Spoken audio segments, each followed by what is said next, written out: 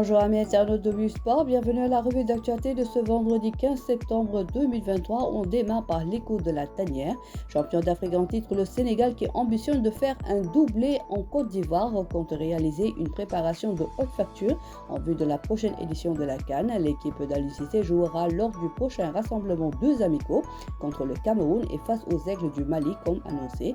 Et le duel pourrait se jouer sur la pelouse du stade Bollayer Délicis de Lens.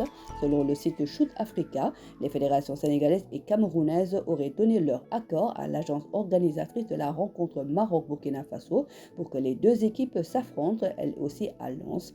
Il s'agirait d'un match amical de préparation à la Coupe d'Afrique des Nations qui se disputera du 13 janvier au 11 février 2024 en Côte d'Ivoire, avec 24 équipes nationales sur la ligne de départ. Toutefois, le club français n'a pas encore confirmé l'information, laquelle ne serait pas si surprenante tant que les dirigeants du Racing traduisent depuis plusieurs mois dans les actes leur volonté d'ouvrir le stade à d'autres événements. Chez les dames, Safietou Sagna et ses partenaires auront un immense avantage, celui qui consistera d'accueillir l'équipe mozambicaine dans une double confrontation à Thiès. Afin d'alléger un peu un calendrier pour le moins serré, la Fédération de Mozambique de football a donc sollicité son homologue sénégalaise pour abriter la manche retour qui devait normalement se jouer à Maputo. Le match aller se jouera vendredi 22 septembre et la rencontre retour aura lieu 3 jours plus tard, soit le 25 septembre au stade Lat Dior de Thiès, toujours à 17h. A noter qu'en cas de qualification à l'issue de ces doubles confrontations face au Mozambique, le Sénégal défierait au second et dernier tour préliminaire le vainqueur du duel entre l'Égypte et Soudan du Sud. Pas du tout une mince affaire. Toujours CAN 2023, 3 arbitres sénégalais sélectionnés. Ce jeudi, une liste de 32 arbitres centraux et de 33 assistants. 4 arbitres pour la VAR, en plus de 6 instructeurs techniques et tactiques ont été présélectionnés par la Confédération africaine de football pour les besoins de la CAN qui se déroulera du 13 janvier au 11 février 2024 en Côte d'Ivoire. Parmi eux, on retrouve 3 sifflets sénégalais. Il s'agit d'Issassi, Djibril Kamara et Noura Bangoura. Ils seront accompagnés par Malang Diédhiou, retenu parmi les 6 instructeurs techniques et physiques de la CAF. Toutefois, le grand absent, le Sénégalais Maguette Ndiaye. Pour rappel, les présélectionnés suivront des sessions préparatoires des matchs en vue de la CAN 2023. Mondial U17, le Sénégal dans le chapeau 3. Le tirage au sort de la phase finale du Mondial U17 qui se tiendra en Indonésie aura lieu ce vendredi, un peu moins de 2 mois avant le coup d'envoi de la compétition. 24 équipes sont qualifiées et les participants seront répartis en 6 groupes de 4. C'est la première fois que l'Indonésie accueille un tournoi de la FIFA et la première fois que cette compétition se déroulera en Asie du Sud-Est. Vainqueur de la CAN de cette catégorie, Amara Diouf et ses coéquipiers sont logés dans le chapeau 3 avec la Nouvelle-Zélande, la République islamique d'Iran, États-Unis et Ouzbékistan.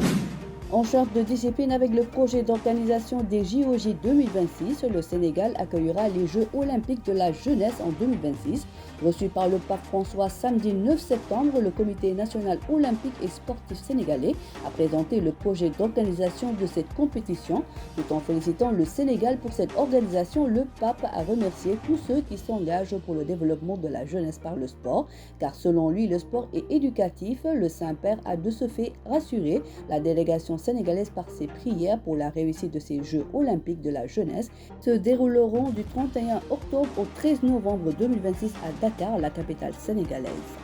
Basket, Fatou Dieng débarque à Choré National 3 France. Fatou Dieng a encore les yeux qui brillent quand elle parle de basket, car la recrue de Choré Basket a fêté ses 40 ans en août et n'allait pas lui dire après une longue carrière internationale qu'elle arrive à 2 chèvres pour une pré-retraite.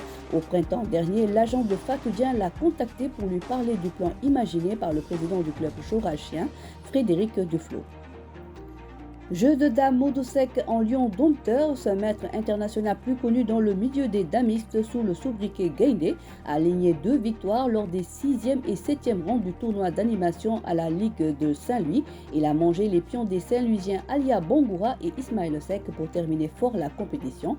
2 victoires qui lui ont valu la première place du classement définitif. On termine par du lambe, initialement prévu à la défunte saison de lutte, plus précisément le 4 juin 2023 à l'Arène nationale de Pékin. Le combat qui doit opposer Chertidian Nyon à Albouri a été reporté la saison dernière à cause des manifestations politiques et le promoteur Jax, qui veut libérer les lutteurs, a choisi le 3 décembre 2023 pour organiser la dite affiche. Voilà, c'est tout pour aujourd'hui. L'actualité sportive continue sur nos plateformes digitales. Quant à moi, je vous retrouve la semaine prochaine pour d'autres actus de nos Lions. Le site numéro 1 du sport au Sénégal, wiwsport.com, est maintenant disponible en version application mobile sur iOS et Android.